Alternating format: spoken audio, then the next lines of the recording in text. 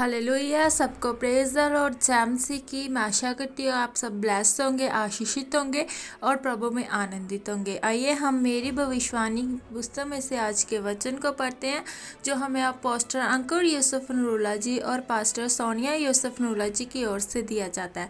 आइए हम इस वचन को पढ़ने से पहले कुछ देर प्रार्थना में जाएं। धन्यवाद यीशु मेरे सामर्थी खुदा, इस वचन के लिए तेरा थैंक्स करते हैं परमेश्वर पिता। ये वचन हमारी जिंदगियों में 100 गुना फल क्या पिता, अंधकार की शक्ति पिता इन वचनों में से कुछ चुराने ना पाए पिता। जिन लोगों तक तेरा ये वचन जाए पिता, उनके घराने ब्लेस हो पिता, वो खुद ब्लेस हो पिता, उनकी फैमिलियाँ ब्लेस हो, उनके बच्चे ब्लेस हो पिता।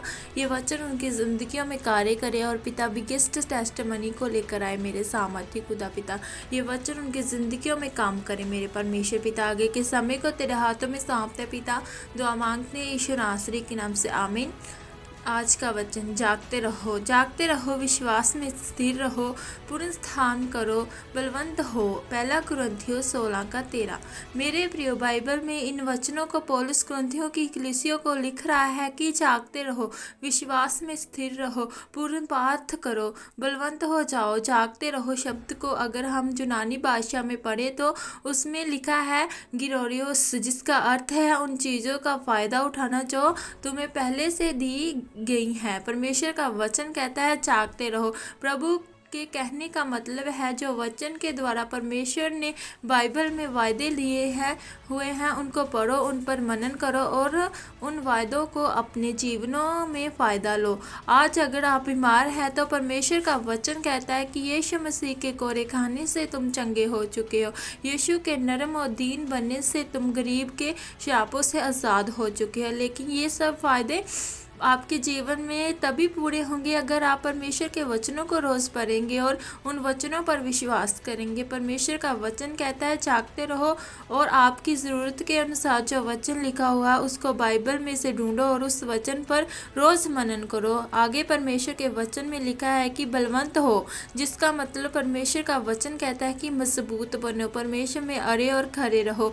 क्योंकि जब आप परमेश्वर के वचनों को रोज़ पढ़ते हो और उन पर विश्वास करते हो, आप रोज प्रार्थना में परमेश्वर के साथ समय बिताते हो, तो परमेश्वर का आत्मा आपकी अगुवाई करता है, आपके साथ रहता है और तब आपको बीमारी से डर नहीं लगेगा। आप मजबूत होंगे कि हाँ, परमेश्वर मेरी बीमारी को चंगा कर सकता है। वचन कहता है कि यीशु के कोरे खाने से मैं चंगा हो चुका हूँ, परमेश्वर मेरा चरवाहा है, मुझे कुछ गति ना होगी।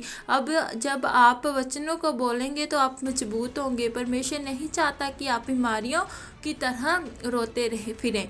आप जानते हैं कि जब दाऊद ने गोलियत का सामना किया तो वो अभी छोटा बालक ही था, लेकिन वो परमेश्वर में बलवंत था। उसको विश्वास था कि यहोवा परमेश्वर सब कुछ करने की ताकत और सामर्थ्य को रखता है और उसी विश्वास ने उसको मजबूत बनाया कि वो गोलियत को ललकारते लगा और उसने एक छोटे पत्थर से ही मार डाला और बाद में उसी की तलवार से उसका सिर उसके धड़ से अलग कर दिया। परमेश्वर कहते हैं कि मेरा राज्य एक राई के बीज के समान है, जिसे जब बोया गया तो वो इतना बड़ा पेड़ बना कि पक्षी उस पर बसेरा करने पाए। इसलिए आज अगर आपके पास एक छोटी गवाही है तो उसे इस्तेमाल करो। रोज लोगों को बताओ कि परमेश्वर ने मुझे सिर दर्द से आज़ाद किया, परमेश्वर ने मुझे दो मल्ले के प्लाट के साथ आशीषित किया। और जब आप अपनी छोटी गवाही को प्रचार करोगे तो इस तरह से आप उसको एक बड़ी गवाही में खुद बदलोगे। आमीन। अंगीकार, ये अंगीकार आपके द्वारा किया जाए। सर्वशक्तिमान परमेश्वर, इस वचन के लिए मैं आपका धन्यवाद करती हूँ। परमेश्वर, मैं ये अंगीकार करती हूँ कि मैं रोज़ बाइबल के वचनों को पढ़ूंगी और अपनी गवाही के वचन पर रोज़ मनन करूंगी और अपनी गवाही को लोगों में रोज़ प्रचार करूंगी। प्रभु यीशु मसीह के सामर्थी नाम में, आमीन। हालेलुया।